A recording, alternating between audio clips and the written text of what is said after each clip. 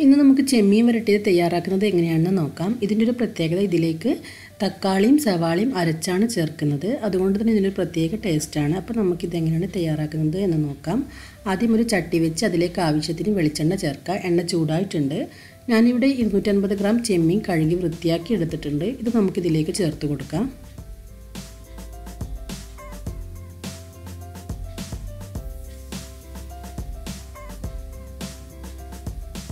ഇനി ഇതിലേക്ക് 1 ടീസ്പൂൺ ഇഞ്ചി വെളുത്തുള്ളി പേസ്റ്റ്, ഒരു ബേ ലീഫ്, ഒരു ചെറിയ കഷ്ണം പട്ട, ഇത്രയും ചേർത്ത് നമുക്കിതിനെ ഒന്ന് വഴറ്റിയെടുക്കാം.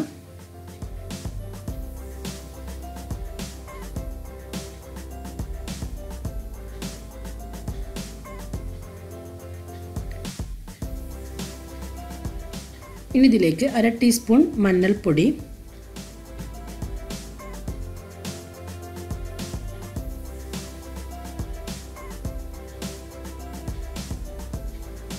കുറച്ച് കറിവേപ്പില, 3 പച്ചമുളക് ചെറുതായി അരിഞ്ഞത് ഇവ ചേർക്കാം.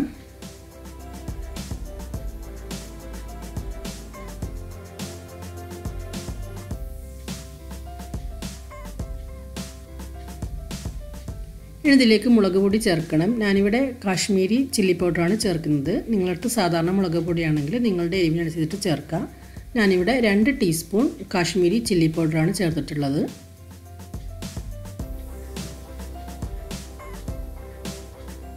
ഈ മുളക് പൊടി ചേർത്തതിന് ശേഷം നന്നായിട്ടൊന്ന് വഴറ്റിയെടുക്കണം.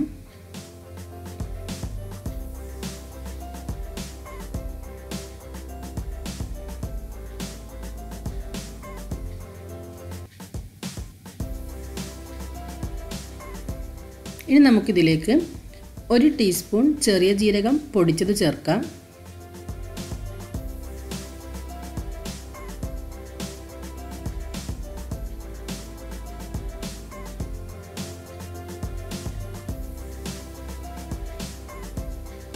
നമ്മൾ ഈ മസാലകളെല്ലാം ചേർക്കുമ്പോൾ ഫ്ലെയിം ഒന്ന് കുറച്ച് വെക്കണം. ഞാനിവിടെ ഒരു സവാള എടുത്തിട്ടുണ്ട്. ഇത് നമുക്കൊന്ന് അരച്ചെടുക്കാം. ഇപ്പോൾ ഈ അരച്ചെടുത്ത സവാള നമുക്കിനി ഇതിലേക്ക് ചേർക്കാം.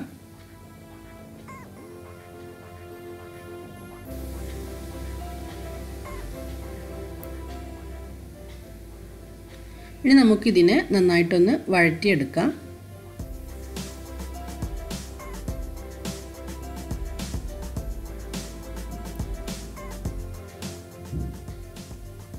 ഇനി നമുക്കിതിലേക്ക് തക്കാളി ചേർക്കണം. ഞാനിവിടെ 2 ചെറിയ തക്കാളി എടുത്തിട്ടുണ്ട്. വലിയ തക്കാളി ആണെങ്കിൽ 1 മതി. ഇതും നമുക്കൊന്ന് അരച്ചെടുക്കാം. ഈ അരച്ചെടുത്ത തക്കാളി ഇതിലേക്ക് ചേർത്ത് കൊടുക്കാം. തക്കാളി ചേർത്തതിന് ശേഷവും നന്നായിട്ടൊന്ന് വഴറ്റിയെടുക്കണം. നമുക്കിനി ഇതിലേക്ക് എക്സ്ട്രാ വെള്ളം ചേർക്കേണ്ട ആവശ്യമില്ല. ഈ അരപ്പിൽ തന്നെ ചെമ്മീൻ നന്നായിട്ട് വെന്ത് വരണം. നമ്മളിതിലേക്ക് ഉപ്പ് ചേർത്തിട്ടില്ല. ഇനി നമുക്കിതിലേക്ക് ആവശ്യത്തിനുള്ള ഉപ്പ് ചേർക്കാം.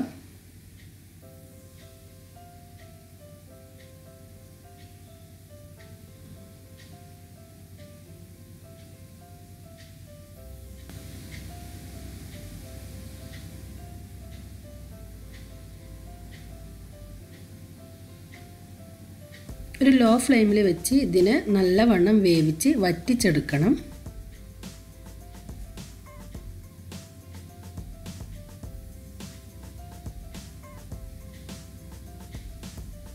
അപ്പോൾ ഇത് നന്നായിട്ട് വറ്റി വന്നിട്ടുണ്ട്.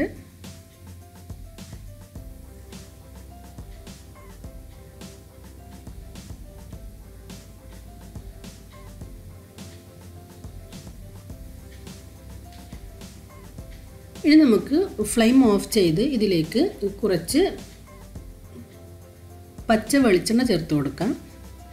ഈ വെളിച്ചെണ്ണ നിർബന്ധമില്ല, പക്ഷെ നമ്മൾ പച്ച വെളിച്ചെണ്ണ ചേർക്കുന്ന സമയത്ത് ഇതിന് നല്ല ടേസ്റ്റ് ആയിരിക്കും.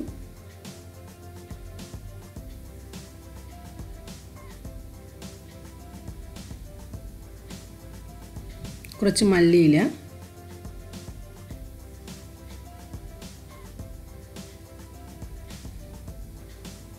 ഇത്രയും ചേർത്ത് നമ്മുടെ ഈ കറി നല്ലവണ്ണം ഒന്ന് അടച്ച് വെക്കണം.